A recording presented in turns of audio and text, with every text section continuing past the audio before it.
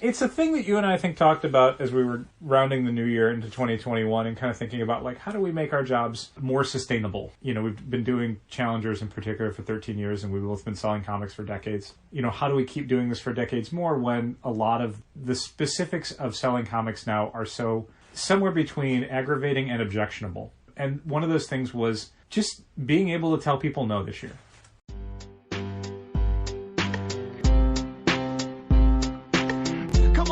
For any occasion, don't keep patting down waiting. Comics and conversation, keep the conversation moving along.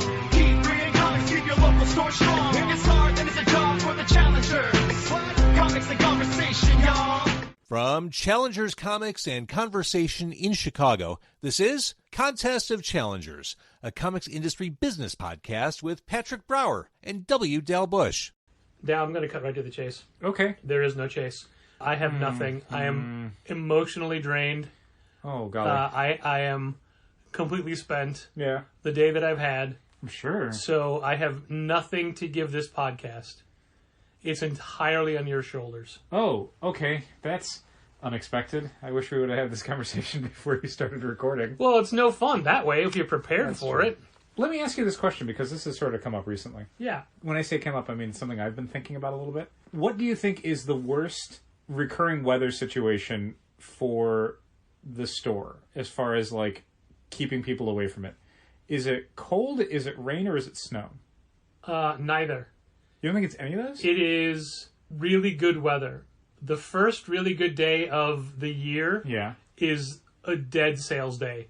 Because nobody wants to go to a store, they just want to be outside. I guess, I mean, I seem to recall quite a few really nice weekend days. Yeah, but I mean specifically the first one of the season. Oh, okay. Like the first rain, the first snow. Has that already happened? Have we already had a really nice day? I feel like we did. Okay. But again, if it's not like snow, if it snows in early December and then not again until early January, the early January snow is like the first snow because people got used to it, then it went away. Okay. For me, the answer is rain. Like, literally any rainy day, it's like, oh, the business is going to be terrible. Like, I assume it's just a matter of, like, I'm buying paper products. I don't want to go to a store to buy paper products when it's raining outside. I've always found that, like really wet days don't matter. Okay. Downpours, people still come in. Blizzards, people still come in. Well, that's the thing. Like, you'll always get some people coming in no matter what the weather is. I've had days where it's negative 30 degrees with the wind chill, and we still have people come in. But I mean, the amount of traffic for the day visibly decreases if it's scheduled to be a rainy day. Like, if a rain shower comes out of nowhere, that's a different thing. People didn't plan for it. They didn't change their schedule accordingly. But, like, if a day is known to be a rainy day, it's already overcast in the morning, you know, weather forecasts have gone out, whatever. Like, if it's scheduled to be cold or even snowy or windy or really nice, like, those things don't really seem to have the same impact as if it's going to rain. If it's going to rain, we're gonna see less people. That's just how it is. Yeah, also, you're already carrying an umbrella if it's, you know, a handled one and not one that fits in your bag. Sure. Then you got to carry that and your comics. I guess. And double bag your comics and give the city 14 cents for 2 bags. Yeah. I'm torn personally because bright sunny days are wonderful. Sure. Like we were talking about how our block just looked so picturesque yesterday. Yeah. But bright sunny days are brutal inside of the store. Oh, yeah. I mean, if it's a sunny day out in, like, the springtime and it's 60 degrees outside, it is at least 80 degrees inside the store. Yet, overcast, cloudy days are much more palatable. That's true. Temperature-wise, That's indoors. True. And also, the more humid it gets, the more covers curl, like Dark Horse Trades, Marvel Comics. Yeah, it's not conducive to paper products in a store that sells them. If only there was a better way. I mean, let's line the windows with egg cartons. With lead, so Superman can't see in. Good idea. I was going to use egg cartons to dampen the screens. Oh, okay. Yeah, let's do that. But you got to make sure they're clean, because if there's egg residue, you get roaches. Yeah, but I do love the smell of eggs, so I don't know. I do love the taste of eggs. Kind of 50-50 on that one. Eggs are pretty great. Eggs are great. I had some eggs for breakfast. They were really good. Yeah. They were really good. And you had the byproduct of eggs for lunch. The progenitor of eggs? Or... they are both the alpha and the omega of eggs. Of the eggs, yes. Yes. I had some chicken for lunch. It was really good, too. Yeah, I don't know.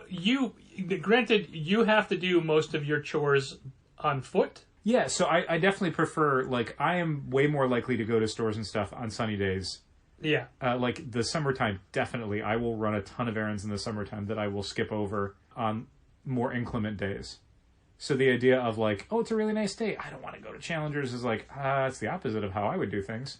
And, again, mostly the way I would see people do things on, like, Sundays.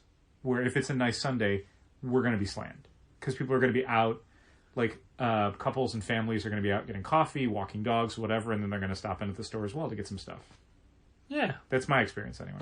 I wonder how many people are going to stop in the store on a Saturday, specifically the Saturday that's about to come up for me, but will have just passed for those listening.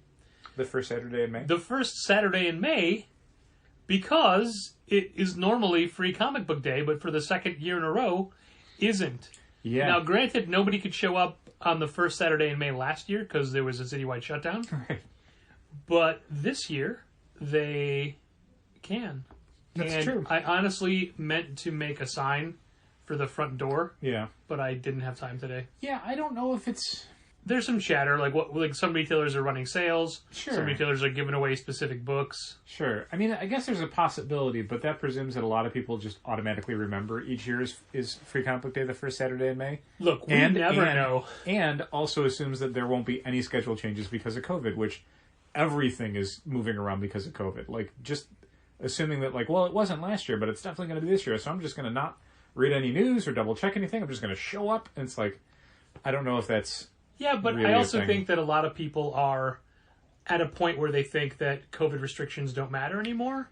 And I'm not talking like anti-maxers or anti-vaxxers. Sure. I mean, when we say, hey, there's a bag shortage, we cannot get current bags, Silver Age bags, because there's a shortage. The factories don't have enough people to make them. Right. The manufacturers don't have them. People don't understand that. Like, people, when, like, oh, you're out of so much manga. There's a reason we're out of manga. Viz doesn't have it. Yeah, I mean, the idea that it's 2021 and people are still being inconvenienced by COVID, there's definitely some folks that don't understand why that's still a thing. Yeah.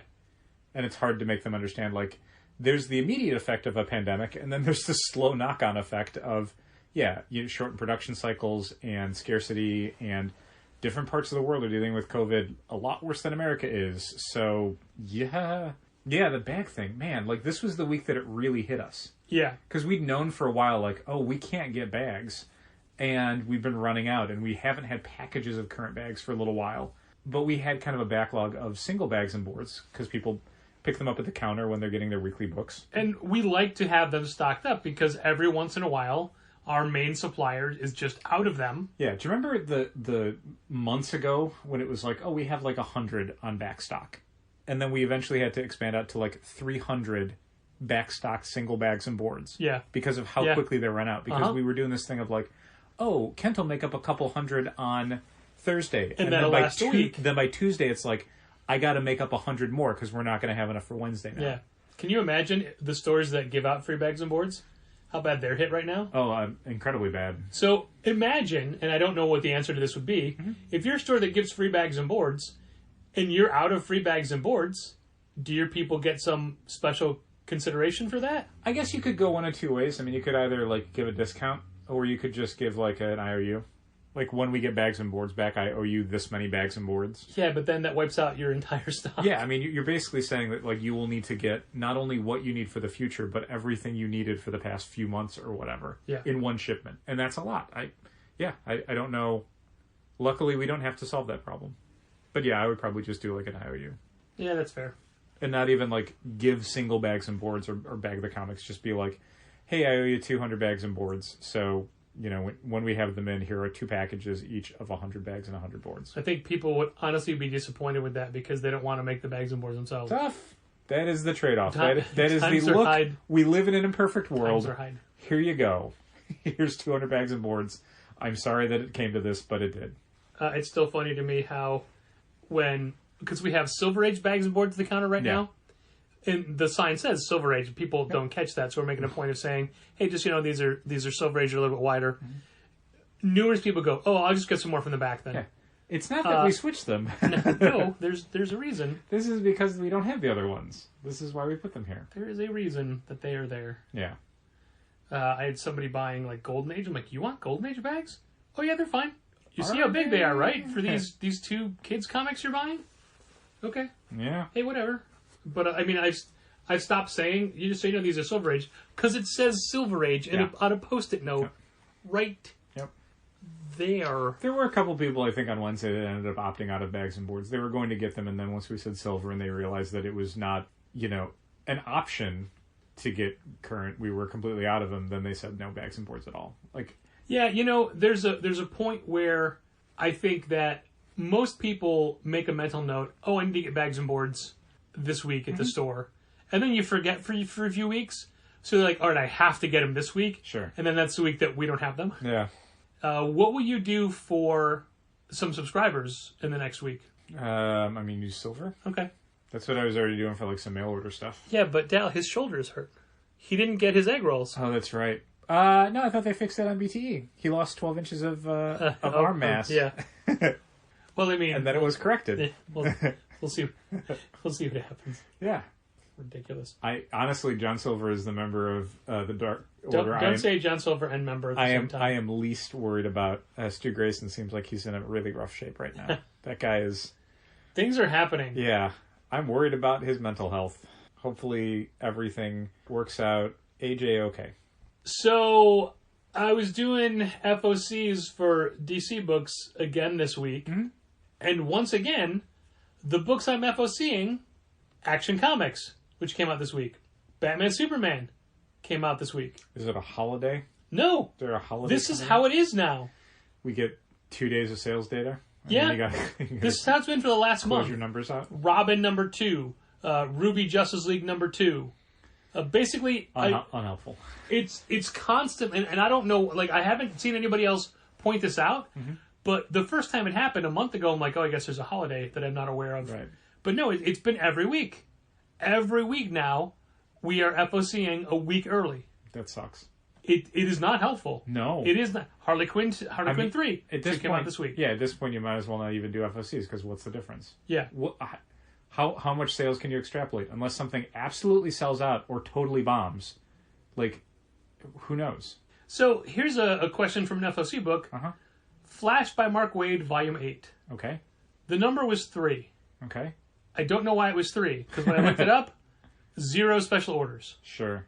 We could have sold them in the past. I don't know who was ever down for those. I can think of at least one person who probably want it on site. But I looked up records for 7. Yeah. Nothing. I don't know. I didn't do the initial orders, so I don't know. So you're blaming me. I wasn't naming names, but... yeah, but your finger's literally pointed at me right now. I did not... That one. I did not do the initial orders for DC comic books, so where that 3 came from, couldn't tell you. Well, I cut it. Okay, good. It's not 3 anymore. Okay. Yeah, it's such a... There's so many things this week are... I don't know. Milestone. We have 5 special orders for, or 5 requests. I liked your number. Okay. I cut number. it. Yeah. It was higher. I saw the new number. I think I saw it. Oh, I'll be I honest, changed it twice today. I never look at the confirmation emails because I'm the one doing them. Oh, sure. Yeah, you don't look at the diamond ones, I'm sure? No. Because you don't have to. I'll look at those and be like, oh, what did we cut? What did we go up or down on? Yeah, it's this... I don't know what the original numbers are, because I think what I'm seeing from Lunar is just the new quantities. So it's really just a sense of like, oh, okay, this is what we're getting in a month from now, 1 week. And yeah, I thought that was a solid number. I would probably be just as in the dark. I would completely just throw it out at the dartboard and be like, here's the number. I cut the new Mr. Miracle because we have barely any subscribers for that. Yeah, no one's really talking about it. No. Yeah, that's the case for a lot of DC stuff now, is because they're making it more difficult. How are people supposed to know what these things are? Through their various ordering and communications procedures. Like, you mean all channels? All channels, and how they're unified or not unified. Because it's more difficult, I don't feel like sticking my neck out. Like, why do that? No, wouldn't. Don't want it. I don't feel any sense of, like, gratitude or, like, sympathy for them. It's just, you've made my job more difficult, so maybe I just order less. And if I sell out, I sell out. If you'd have given me more information or worked with me more, maybe this would have gone easier. Like, maybe I would have been more inclined to throw in a few extra books. There's definitely publishers that do that, either because of things like returnability or because of their specific communications outreach where I'm like, oh yeah, I'm going to go up to this number for like Vault or Aftershock or Boom or, any number of other publishers. But DC made everything I do more difficult, so no, I don't. I don't go up. I don't throw on a few extra just because I feel like I believe in what they do. No, they put a bunch of obstacles up, so I go lower. Yeah. If something comes out of the blue that is a home run, like Nightwing, sure. Like, oh, there's a super fun cover for the second print of 79. Yeah. Fine, we'll get some of that for the shelf. Yeah, and I mean, that's the thing. Obviously, there's stuff where I am confident in just on the merits of it.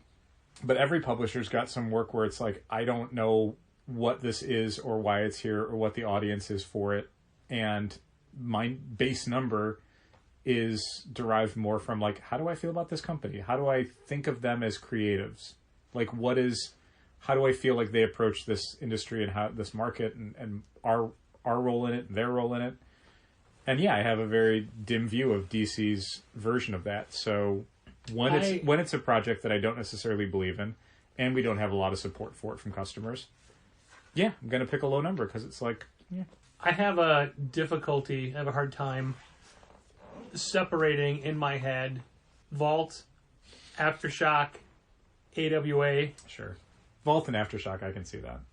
There's definitely been a couple books that we've gotten in where I've assumed it was one publisher, and then I see the cover and I'm like, oh, right, the other one. Literally the very kind not the rep, but the... Ambassador? Yeah, thank you. Mm-hmm. I was trying to... what is the term for grassroots? Mm-hmm. The grassroots ambassador for Aftershock was in. Yeah. And as I was... he was saying something about how they've got something special for the return of Baby Teeth. Mm-hmm. And I'm like, I'm sorry, man, that book we can't move the needle in that book at all. And I was about to say, but I really like Blue Flame. Oops. Oh, different. That's Vault. Different. That's company. Vault. So yeah, it's in my head. A lot of it just feels the same. Sure. And if it wasn't for all the marketing nonsense, I think Bad Idea would be the same. Mm-hmm. The difference is their marketing nonsense is making people buy books. I guess Tankers was not. I mean, Tankers was successful. Like, the difficult thing when we talk about Bad Idea and, like, success or unsuccess is largely down to, like, this weird, still expectation I have of, like, they're going to blow off the shelves. And it's like, even an unsuccessful Bad Idea book is probably selling 10 times what it would sell if it were a non-hoops-jumping sort of publisher, Yeah, if it was put out, if it was the same book, but put out by somebody else. Yeah. So, like, Tankers, I think we're maybe still have a couple copies left on. Yeah. After about a month. And that's what we wanted. The number we picked was like, we didn't want to sell it immediately, but we thought, yeah, it's okay if this sells out. And yeah, I mean, the fact that it took a month kind of isn't super great. But yeah, if it had been, again, a book by like Vault or Aftershock, I mean, yeah, a quarter of what we sold probably. So it's still a raging success by nearly any other publisher standards. Yeah. Annoyingly, we sold out of one of the 4 covers of Berserker #2. The A cover, probably? No. Really? Because that was the one we got, like, the least of. That cover, but the foil. Oh, the C cover. Okay. Yeah. Weird. Plenty of B's and D's, though. Yeah. I mean, honestly, it's a Raphael Grandpa cover, so it's still pretty strong. Sure. I mean, I like both those guys. Yeah. Raphael Albuquerque did the B and the D cover. Yeah. The difference between Raphael Grandpa and Raphael Albuquerque, aside from their very similar first names, one of them was at Challengers.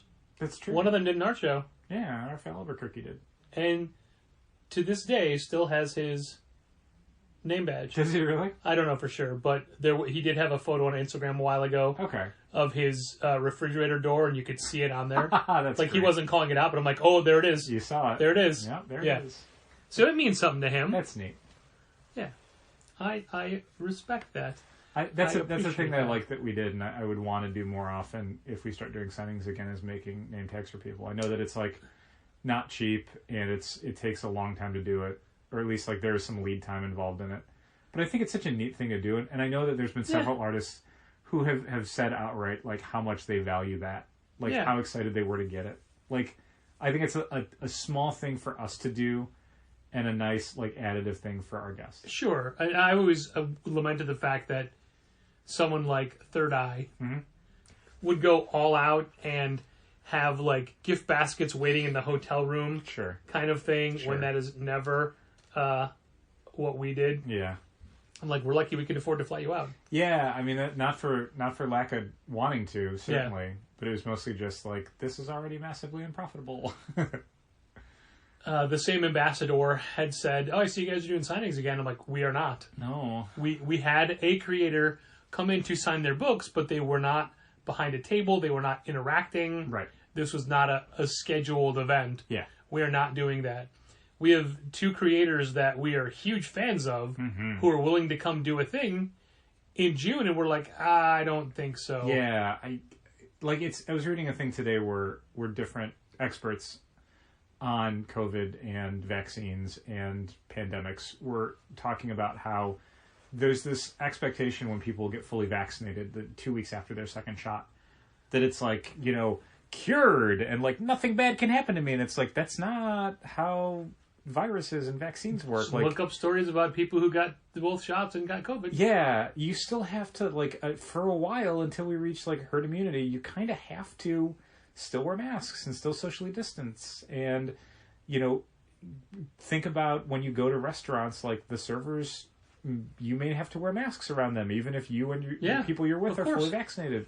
So it's all that sort of stuff where, will a lot of people who shop at Challengers be fully vaccinated by June? Yeah, I definitely think so. I've heard from a lot of people that they are well into their vaccination schedule. But, it still doesn't feel super safe to do it in June. I'd need to hear more from the CDC, or at least from the city of Chicago, that says, yes, you can do larger events like this. Okay, sheeple. I'm very surprised by the number of grown adults who seem to have taken a contrary stance on vaccines, or at least the whole, I'm going to wait and see how it goes. The skepticism. Yeah. You and I encountered someone this very morning, and I almost had just started talking about how great it is before I even brought it up. I thought, maybe you shouldn't. Yeah. Maybe you should get their opinion. And it turns out that they are not. They've chosen not to get vaccinated. They had a contrary opinion. I mean, it wasn't that they were, against it utterly. It was... No one can tell them what's in it, Dal. Nobody knows. No one will ever know what's in it. For the record, Patrick is referring to someone else. This isn't what the person we were with said. No, not at all. They were... Yeah, they were skeptical. They wanted to wait a little bit. And I was biting my tongue because I'm like, I don't want to have this interaction right now in a public space with someone who is assisting us on a business matter. Yeah. Uh-huh. If that's cowardless, or if there's cowardice involved in that, and me not being like, listen, we live in a society, and I get all that, but this is the real world, and I was with somebody who I was kind of depending on to do stuff for our business, and that meant not having that interaction with them like you would on Facebook. But we have to wait and see if the interaction even worked. Yeah, we'll see. The idea that there are people out there who are like, I'm going to wait and see. I'm going to wait a year. It's like, I wish you wouldn't do that, but I can't. I don't know what to do about that. Opposite side of the coin. I can't make you. I can't really yell at you. It doesn't. I'm basically a stranger to you. So me getting in your face, so to speak, figuratively, because again, socially distant. I don't. Yeah. What is that going to do? How is that going to change somebody's mind? We then had someone today in the store who was very pro-vaccine and was great, loudly championing it and cheering it on in a very enthusiastic way when nobody started it. It was just him. He was just chanting for vaccines? Yeah. Weird. But, it's Maurice, so he's allowed some eccentricities. Maurice is very excitable. Yep. Constantly, always. Yeah. Some might say medically. And has... I would never have said that. Has gotten 25 new clients now that things are opening back up. That's great. Yeah, that's really great for him. That's great. I just wish he wasn't wasting his efforts on us right now. Yeah. When we get that graffiti film changed, finally... Everything will be different. The windows will actually be transparent again. You can see in. It'll be amazing. We won't look away every time we drive by. Oh, God. Like we do now. Or when I lock the door at night. Oh, yep. Just turn my head and I go, oh, Jesus. I want to bring up an email that we got that I forgot to bring up last week. It's, I don't have it in front of me because it's on my phone and my phone is being used right now. But it was basically someone had ordered off of the website. Okay. Which, great. Thanks. Their son had also ordered at a different point. Oh, yes. And they got 2 different size orders shipped. And they were questioning how they're done. They wanted to know why they were packed differently. And to mention that the dad's order was, well, it was okay, but the son's was packed badly and had bent corners. And well, that's the thing. Like, I think it didn't have bent corners, but it could have, because there was really only bubble wrap around it.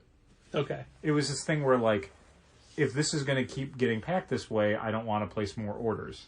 So explain your packing to me. So this person then went to say that they're looking for a new shop. At their previous shop, they'd spend about $1,500 a month, but they can't justify spending that with us if we're going to be packing our books that way, because they don't want to get a bunch of worthless comics. Mm-hmm. So the easy answer was, when looking up the two orders, was one, they ordered vastly different amounts of books. Yep. So they get different size packaging. Yep. You know, there's the standard flat. We do everything USPS priority mail, because we can do that from the store. It's built-in postage. We don't have to worry about having to go anywhere. It's insured. And also it's predictable. Like, that's the other thing, is, like, we don't really have a fully fleshed out mail order system. So, like, the ability to, like, calculate accurate postage based on the weight of a package before we've even put it together is kind of beyond us. So we need something where, you know, we can go in and say, okay, X amount of value is probably going to be Y amount of postage. You know, this many books cost this much to ship. As opposed to, well, this much poundage costs this much for these various options that you can choose from. So we just, it's easier for us and faster for us to be able to say, you know, if you're spending up to this amount, it's going to cost so much to ship it priority mail, and if you spend over that amount, it's going to cost a different amount, whatever. And I explained that at the start of the pandemic, we put everything online to let people know what's available and what they could order. It's not like we were shifting to an online mail order service. We don't have a mail order department. It's just you or I packing things up. It's only us packing up shipments. That's true. And the more shipments we get, the more time it takes us to do it. Mm-hmm. And it's not a ongoing component of our business where we're going to have, you know, a warehouse or factory space where we can have all these supplies spread out, and we're cramming stuff under the front tables as delicately and neatly as possible, as organized as possible. Somebody had seen those the other day and did, I'm so glad to see you guys have shipping materials for people. They're for us. Yeah, I'm like, they're for us. Yeah, I did. I've had somebody bring some up to the front counter. You don't sell those? I don't think we can sell those legally. Yeah. We got those for free from USPS, just like anybody can by requesting them. But part of the deal you make, I think, is you don't sell those to people. Yeah, I had someone bring one up to buy it. I'm like, that's ours. Yeah. The only thing I wish we could fit up front are the T-folds. Oh, sure. But there's no room. They're too big. Yeah. They're way too big. Well, there is a way to do it, but then they wouldn't be protected from leaking windows. Right, so that's a no-go. Yeah. No. Yeah. No, I'm fine with where they are. It'd be nice, but we only need them a few times a week. It's not a big deal. It's just annoying. But we're not set up for, we got to find space to put this stuff. Yeah. And I had said that, you know, that's not a major component of our business. We're not a mail order store. We just happen to offer shipping at times. We are not set up for online subscriptions. Right. If you're a mail order person, there's no system for you to get new books from us. Yeah, like monthly. We'll offer people who shop with us the ability to do mail order if they move away or whatever. Like that's a kind of like grandfathered legacy service we're happy to offer.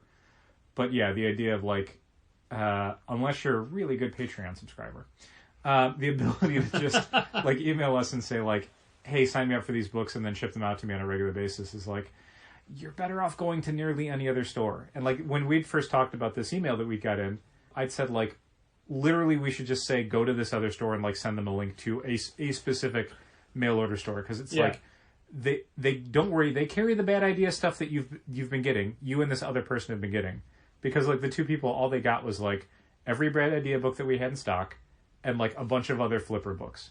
But they spend $1,500 a month. And even that number, I'm like, yeah, I mean, I'm sure if we let you buy like 10 copies of whatever hot book each week, you could probably get to that number, but beyond that. But the thing that got to me most was worthless books. Yeah, that was the one that because they would stuck in your have craw. dented corners. They're worthless. Yep. So I made a point in saying, how, hey, we are a store that sells entertainment and readable things, and I don't think that any comic book you would ever buy is worthless, and I don't think we're the store for you. Yeah, and I mean, it was very polite. It wasn't like me, like, can you believe this guy? It's like, oh, I'll take care of this. Yeah, it's a thing that you and I think talked about as we were rounding the new year into 2021 and kind of thinking about, like, how do we make our jobs more sustainable? We've been doing Challengers in particular for 13 years, and we've both been selling comics for decades. How do we keep doing this for decades more when a lot of the specifics of selling comics now are so somewhere between aggravating and objectionable? And one of those things was just being able to tell people no this year. There are things where we would usually bend over backwards to try and accommodate requests that we can't do well, that we don't like doing, but we dislike telling people, no, I won't do that. And this was that sort of thing where it was like, a year ago we might have tried to make it work. Like, all right, well, let me see your list, and as long as you sign up for things early, and if you're willing to pay extra, we'll put it in a box, and we'll do all these extra steps for you. But this was just like, no, just go to a mail order store. There are so many mail order stores. Yeah. Like, pick one of those. Don't make us, like, change our shape to fit your design. Like, no, I don't need the almost definitely not $1,500 a month on a regular basis if this is the work that has to go into it. I don't. I'm sorry. Yeah. And also, it would never be $1,500. Like, that's such a weird number to come up with where it's like, I've seen what you ordered from us twice so far. You didn't come anywhere close to that. Yeah. Like, you only got, like, ENIAC and Tankers and, like, a couple copies of, like, a hot image book or a couple copies of a hot vault book or whatever. Like, where's $300 a week gonna come from? Like, from what? You can't get more than one copy of the two Bad Idea books that come out 1 week a month. And we're not gonna have, like, because you're a flipper, like, you're not going to pre-order 10 copies of something a month ahead of time. You're going to wait until you see what's hot, and then you're going to scrounge up whatever you can for cover price, and you can only get 2 copies at that point. Like, this whole system, what we offer is not what you want at all. What you seem to want is, I want to be able to get an unlimited number of hot books at cover price, and it's like, if you're not going to pre-order those, we can't help you. Like, that's just not going to happen. So yeah, that was an easy person to say no to say, you are better off shopping somewhere else. Yeah, and again, I wasn't angry about it. It's just like, hey, no, you know what? This is a bad fit. I'm going to tell you right now, we're not the store for you. Yeah, just a bad fit. Yeah, it's really easy to say. Yeah, I mean, you want to shop on the weekends and stuff. We put stuff up on Saturday nights and you want to grab copies, great. But yeah, the rest of it, nope. I propose an experiment that I don't think you'll be in favor of. Oh, great. Not putting ENIAC 3 on the website. Why? Just to see. Just to see how people freak out. I mean, if that's the only benefit, no thank you. Well, the benefit is my enjoyment. But I guess I would never really know. Yeah, I mean, how it is. The benefit I is feel it. Is there being a whole bunch of emails that need to get answered of saying, like, no, it's not on the website, or people, yeah, no, God, oh my God, no. What about wait a week? No, like, it's just aggravating. Here I am offering you less work. It's just no, because it's not. It's just aggravating people, and they don't just sit quietly and get aggravated. Dad, you got to be able to tell people no. I am. I'm telling you no. I'm not going to do that. Thanks for listening. Uh-huh. One of the things that James Van Alstel had talked about with me on the 600th episode of Car Con Carne, congratulations, on James. Monday. Good job, James. Was what he learned from us is that there are no sacred cows. That as a business, we will routinely we'll stop doing a thing if it doesn't work. Sure. Regardless of how much we like it. Yeah.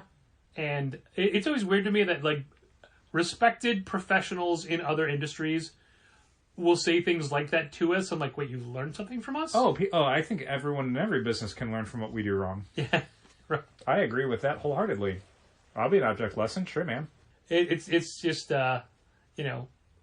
you often feel like you are operating in your own little bubble. Sure. Especially when the majority of contact you have with other comic stores is online and usually vitriol-fueled about things that are going wrong.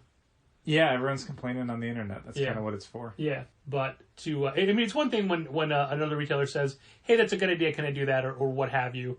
But when it's somebody from a completely different industry, Sure. is like, "Oh, that can apply to me." Huh? Okay. That's neat. Maybe we know what we're doing. It's like when. Okay, for example, this week we got in a book, and we rarely kickstart anything anymore. Mm-hmm. We don't crowdfund comics, but. Because they all come out from a publisher at some point anyway. Yeah, but 7-year-old Owen Clater had made his own comic book. Was he 7 or is he younger than that? 6 years? You know what? I don't even know. Ryan Clater, who designed our first major business cards. Mm-hmm. And, I mean, I say first major because, my brother George designed one and then I designed one. But right. They were just informative. Ryan's were a design. Yeah, it was nice. And he's a friend that we've made because of Challengers. Well, his son made a comic called Honk and Friends, and it's a comic it's like an 8-page comic about bullying. Mm-hmm. And we kickstarted it and got 5 copies. It's like an 8-page book, but it's like $6. It's printed on cardstock. Yeah. So it came in this week. We put it on the shelf on the new release wall, and then I took a photo of it. It's alphabetical. It's like next to Harley Quinn or whatever because it's HAHO. Sure. And sent it to Ryan to show him. And just the way he and his family got so excited for it. Mm-hmm. And he's like, "Oh, thank you so much." And I'm like, "But that's where it would go. Right. It's an H and there's the new release wall, so it would go up there." And you don't think about those things as much. No, it's true. And then there's a point where if you overanalyze it and think, well, why does it make someone happy? I don't understand. And then you start to wonder what effect you're having on people. And then you second guess everything you've done. Oh, no, I don't do any of that. And then, oh no, I'm talking about me second guessing everything you've done. Oh, yeah, which is fine. That's, yeah, you don't care. No. You'd have to first guess, Dal. I would.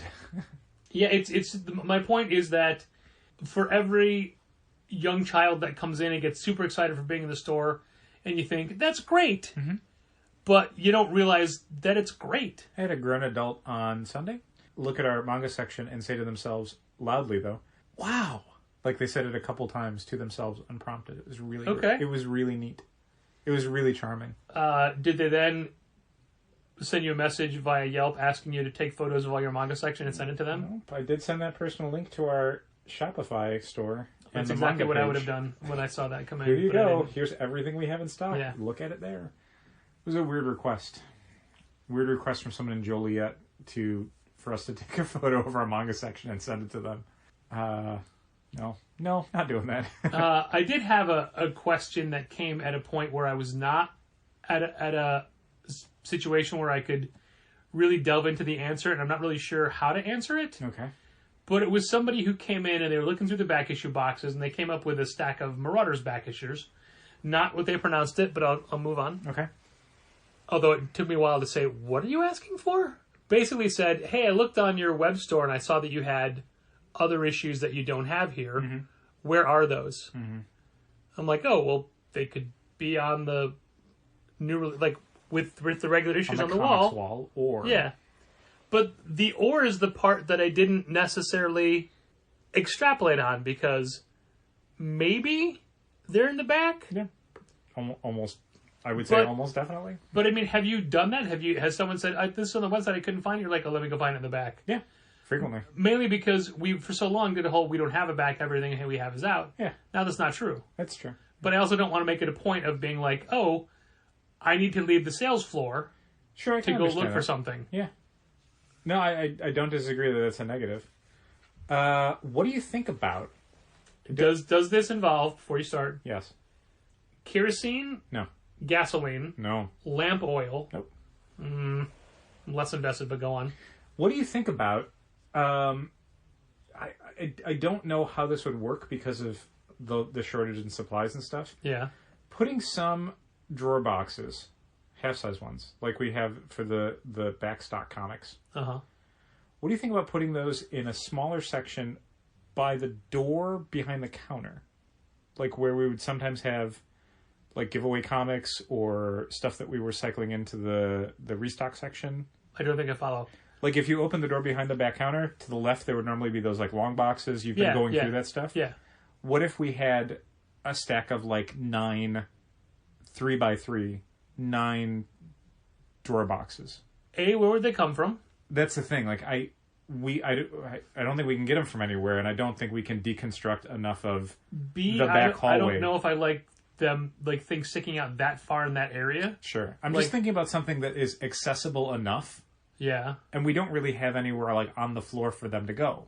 But for what is this? This is for backstock. So someone's like, do you have this Marauders comic? Oh, I see. Just moving it from there to there. Yeah, so you don't have to go all the way into the back hallway. Well, the back hallway is secluded enough that it's separate and I feel better about it. I don't like leaving sellable stuff right there. Well, so one, I mean, that's kind of the negative, though, is it's all the way in the back. If you're by yourself, you can't really go get it. Not easily, especially if you have a bunch of people in the store. And you say sellable product. It is, but it's also not. Yeah, I mean, know. let's be real here. I mean, ultimately, if somebody wants to go home and order from the website, fine, we can get to it when we get to it kind of thing. Right, but I mean, if someone's in the store and they're like, I saw this, because we're having that happen more often where people are sort of browsing the website, not shopping necessarily, but browsing it, and then making a trip to the store and looking for things that they saw on the website. So having that stuff a little bit more accessible to people, not necessarily on the sales floor for them to go through. If it wasn't opposite the look around mop tomorrow. Closet. Look around tomorrow and see if there's another place. I needed to get to the mop sink, and I opened the door, and there's this giant mop bucket full of dirty water in the way. Right. And just the idea of that, like, sloshing down the hallway and... Yeah, but it's not... I mean, it's not really sloshing, and they're in also, drawers, and all those books are bagged. With everything going on with that landlord, I hesitate to make more permanent fixtures of space that we don't technically have. Well, it's really just moving from one section to another. It's not really permanent, because it's just boxes. Yeah. And we're talking about... I mean, we say that. We're talking about, like, 9 of them. Like, it's not... When you think about how much space 9 boxes in a 3x3... square would take up, like, it's not, it's, you know, yeah, but it's like maybe 2 feet wide. That space isn't empty right now. There's dirty boxes there. Oh, okay. I mean, it seemed pretty empty on Wednesday. And B, I mean, there's a pile of things like up. But there was space to the left of there. Not for 3 boxes. Okay. And a stool. Okay. And also, like the very next time we get. Well, again, I mean, my point was this. There's ways to move them out of the back hallway if that's the problem. But if you want to find a different space for them, that's totally fine. Like, I don't disagree that having them all the way in the back hallway is detrimental to selling them in the store. Sure. That's just where they ended up to start with. They can always move. That's just a thing that I think that neither of us ever expected us to be, let me check in the back for that store. I mean, the alternative is that stuff just becomes $1.99, and that's as much as we make on it, which is a different conversation we've been... not putting off, but have been waiting to gather more data to see if it's even reasonable to have backstock, because they don't move that fast. And the ones that do, like, do you want to carry 9 or 10 boxes and growing of stuff you've pulled off the shelves but haven't turned into back issues when, you know, what do you move in a month? 10 comics from there? 12 comics? And it's growing every month? Yeah. And short term, we would need to free up all the space on those shelves that have been taken up by action figures and things. Wait, what? If we were to make those into back issues, we would need more box space. Yeah, the whole top level would have to be boxes again. Yeah. Immediately. Yeah. Which it was like, oh, we could put stuff there. Then it's like, oh no, we put everything. We definitely. And now, well, we did this to get everything off the top of the shelves. Now they're on top of the shelves again. Just like, you know, bigger things and whatnot. Sure. Or I think you moved the Galactuses down. Yeah, I did. I took them off the top because we sold like the John Wick figure and some other stuff from up on top of the back issue, so I was able to move those by putting them back to back. I could fit them all up there. Yeah. Another thought that I had today, and I have no place to go with it, it's just that since I shouldn't even say this. There's no way out of this. Okay. Since we brought in everything from Blue. You know, I was having a business conversation today, where someone was asking questions about Blue, and I said, that store hasn't existed for 13 months now. I don't remember. Sure. I don't remember specific parts of its layouts, or I think we had 12 large blue shelves. I don't remember without having to stop and... That's probably right. Yeah. 12 and 4 little babies. Yeah, because I think we have 4 left? Yeah. But yeah, it's like I don't remember. Yeah. There's actually a point where I got a little bit snippy, but I'll explain that later. Okay. To you, not to the listening audience. Sorry, listener. Oops. But because we have all these extra graphic novels that had fit somewhere. Yeah. I looked at the red bookshelves and I'm like, I wish these looked different. Not the bookcases themselves, right? But the way we used to be like, oh, every shelf has a Challenger's Choice, or Sure. oh, the one in the middle is all the like. We would vary that up. We'd switch it out. Yeah. But for the last, since June, they've just been jam-packed shelves because that's what they have to be. Pretty much. And it's hard to, sometimes you want that visual break with your eye. Yeah, of course. I mean, certainly I would love to have less full shelves and be able to do some fun designy stuff. Yeah. But I mean, the only way to get there at this point, there's 3 options always. 1, add more shelves. Can't do that. There's nowhere for them to go. Nowhere to go. 2, take a bunch of extra stuff and store it in the back. That's a huge pain in the ass. Can't do that anymore. Yeah, there's really no back. And on top of that, it was just a giant hassle. They have to keep checking the shelves every single week to see if something sold so that you could restock it. It's easier to just have multiples out on the floor and not worry about it. Yeah. You never have to worry that, this sold a few days ago and no one's restocked it since, and now I missed a sale on it. And then the third way is just remainder a ton of stuff to get rid of dead stock and free up space. But even that, Do you want to make that much half-off material? Do you want to make that much discounted material when it's not necessarily unsellable? You just have a lot of it. Right. Sure. A lot of that stuff does turn. I mean, the amount of stuff that we're restocking every week is insane now. It's insane now. Our good friend Luke Smarto needs boxes, and I sent him a picture of what we have for him, and he said, "That's 1 week?" Yeah. I'm like, "That's Tuesday through Thursday. Yeah. That's 3 days. Yeah. That's what that is." Diamond alone on Thursday's restock was 8 boxes. Yeah. And then we also got a couple, at least 1 box from Penguin Random House. I don't know if Simon & Schuster or Hachette showed up today. No deliveries today. Okay, so probably that Monday. was so weird. Probably Monday for them. Simon & Schuster's taken a while. That usually takes about a week. So we'll probably see them on Monday. And Hachette, this is our first one from them. So yeah, hopefully. Yeah. Monday or Tuesday. Tuesday at the latest, I got to think. But that'll be then over a week. Because you ordered it Sunday, right? Yeah, Hachette, because we're prepaid with them, we didn't pay for it till Tuesday morning. So it didn't really ship out until Tuesday. Right, but whose fault is that? I'm not blaming anyone. I'm just saying that's the procedure. So it's not really fair to say it's taken too long or whatever. Let me rephrase the question. Yeah. When was the order placed? Order was placed on Sunday.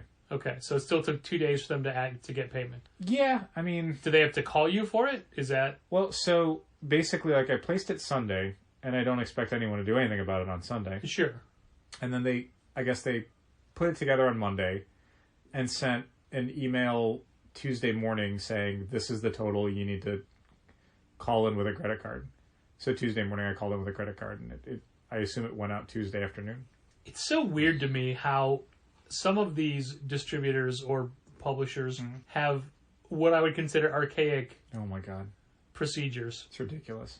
I literally had to today print up a sheet of labels for Simon & Schuster. Just because I'm tired of writing out envelopes. Yeah, you have to write a check and put it in an envelope. I had to write them a $6.50 check today for 1 copy of Pluto. Ridiculous. Because we got a bill in the mail for 1 copy of Pluto. Ridiculous. Yeah. Why we can't play these things online, I don't understand. Yeah. I was excited to see that Lunar had added a bank account option for paying for things. So we plugged that in, and that worked. It takes an extra day or so, but that is a form of basically once you set up your bank account and routing information in their system, you go to the pay page and it defaults to that. You push pay. Nice. That's it. That's great. That's it. You do the bookkeeping on your end, but still, right. It's not. Here's an email. The total. Please call us to pay. Right. And it's not just Hachette. There's multiple vendors that we use that have. It's why can't, and a lot of the times I get it. It's because the order, just because we've ordered it doesn't mean they have it. They have to pack it and see. Yeah, and I mean, PRH comes from multiple warehouses. A lot of these companies, though, they're just set up for the idea of net terms.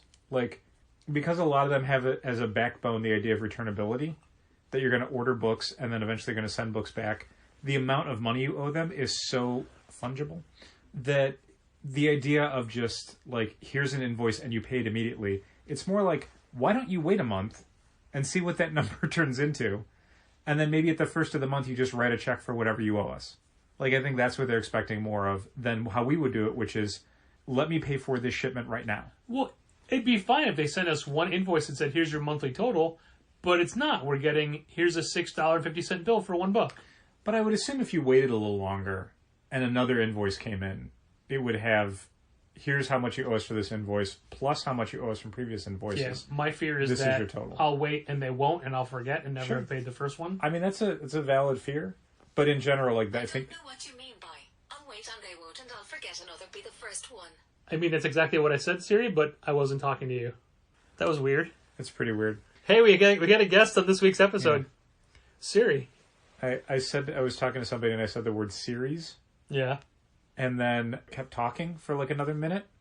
And then as soon as I finished talking, my watch was like, I didn't understand a paragraph of words. What you said, and it's yeah. like, how is Yeah. there not a contextual thing? Are people frequently like giving a monologue to Siri that Siri then has to figure out?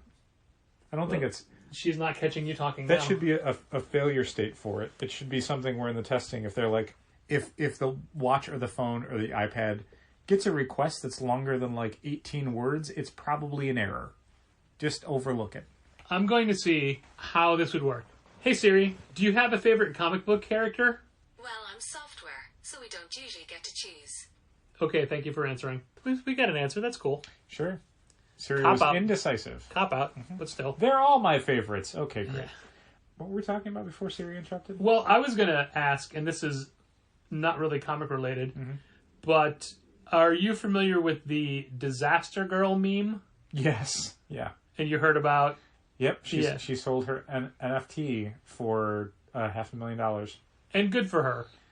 Except bad for the environment. Yeah, I mean, I guess in the sense of somebody who was a meme got paid for it, but not in how they got paid. Yeah. That's less fun. But at least she's taking a lot of the money and giving it to charity. Somebody pointed out that Hasbro, who is also going to be doing NFTs for Magic cards and other stuff for all the various properties they own, is the same company that a year ago is like, we're changing the packaging for our toys to make them more Eco-friendly. eco-friendly. And it's like, and now you're doing NFTs, which basically negates all of that and then some. Yeah, but I bet the real reason they changed their packaging was to save on plastic or paper, like to make them cheaper to produce, but they could say it's for the environment. Sure, I mean, that may very well be the case, but the messaging itself is very bad. Yeah. Like when you say, hi, we care about the environment, and then it's like, oh, wait, but we could make a ton of money off of manufacturing nothing, basically. Yeah. Then suddenly people care less about the environment. I only brought it up because you had said fungible, which Fungible, I always did. makes me It's think the of F. non-fungible. That's the F. Yeah, so I would assume that a lot of the problems that we have with book distributors are because they are expecting A, returnability, and B, net terms. And even the people we have net terms with, we generally prefer to pay as soon as there's a balance. Yeah. We don't want to have like a massive climbing balance that we have to pay 6 times a year. We'd rather pay like 52 times a year every single week as we place an order, Like a $6.50 check. for example. For example. That's the downside of being on top of it. Yeah, I know. Sometimes it's better to wait, but it's not. I'm looking into completely revamping the way in which I do all the bookkeeping. Mm-hmm. And I had actually reached out to someone today to say, hey, you know this stuff. Do you want to do you help me set up how I would do it? And they said, I only work with restaurant software. Well, I mean, And we they use said- Square. Restaurants use Square. Sure. What's the difference? And they said, I'm willing to try, but I would probably need to ask your accountant a bunch of questions if that's okay. And I said, good luck getting a hold of them. Uh-huh. And then I laughed, and they laughed. I'm like, you don't know why I'm laughing. Uh-huh. We're all having fun. So much fun. I would encourage people to take a look at our social medias, most likely Instagram and Facebook, on Thursday of this upcoming week, which would be May 6th, for a video that I'll be posting. And it has been quite a while since I've posted a video. This features me and a special guest star, and because it's for Instagram, I knew it had to be a minute or less, and I only had a quick idea of what I had in my head, and I also had to deal with this other guest in the video getting their spots right when I didn't really tell them their spots. Mm-hmm. One take, 1 minute exactly. Congratulations. Yeah. So I did trim a dead second or two off the front. Okay. Because, the whole and go kind of thing. Sure. But, yeah, so look for May that. 6th? May 6th. Okay. The day after May 5th. That's a Thursday. Yes. And May 5th is Jan Jones' birthday. So the day after Jan Jones' birthday. Neat. May 3rd, according to Pro Wrestling Tees, is Bullet Club Day. That's still a thing? They're going to have a whole bunch of Bullet Club shirts and, I guess, discounts on various old and new Bullet Club shirts. You can get an American Nightmare Cody Bullet Club shirt and a Hangman Page Bullet Club shirt. Neat. That might be fun. I mean, I think you could normally, but I think maybe you'll get them for a little bit less now. I don't know. Well, I don't know. I wonder that if they weren't allowed to use Bullet Club references. A lot of the older, like, New Japan stuff has still been in a lot of the AEW guys' Pro Wrestling Tees stores. Yeah. Like, you could get Kenny shirts from back when he was in, when he was the cleaner or whatever. This is going to make you super excited to watch the next Impact pay-per-view. Oh, no. But the main event... I heard... I think I heard. It's Kenny and the Good Brothers against Finn Juice and somebody else. Rich Swann, maybe? I can't remember. Eddie Edwards. Who? Eddie Edwards. Eddie Edwards. I don't know who that is. He's half of the American Wolves with Davey Richards. I also don't know who that is. They were... you've seen them before. Okay, but I don't know who that is. They were great in Ring of Honor. Okay.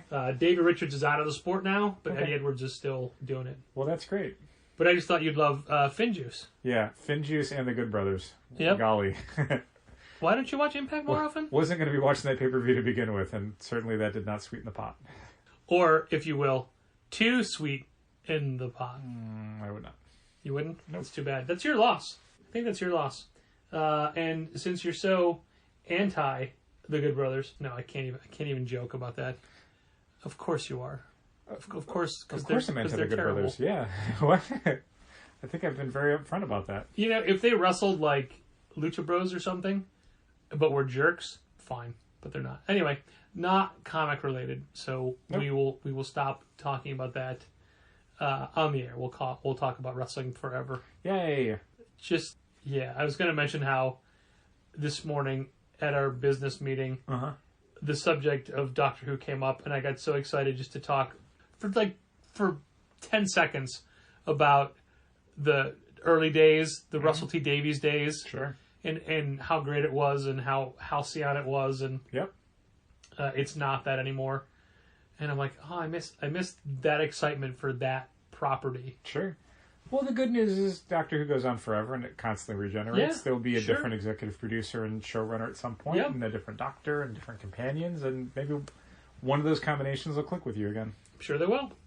I'm not sure they will, but I hope they will. I hope they will. I will never not watch Doctor Who. I think. I plan on watching it forever, but who knows? I don't even know how long I will do a podcast for.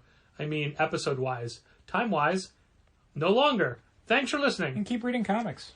This has been Contest of Challengers. Thanks for listening. Keep reading comics. Challengers is located at 1845 Northwestern Avenue in the Bucktown neighborhood of Chicago. 773-278-0155. Keep up to date with new releases and events at challengerscomics.com. Like Challengers Comics on Facebook, follow @Challengers on Twitter, and help fund this podcast at patreon.com/challengers.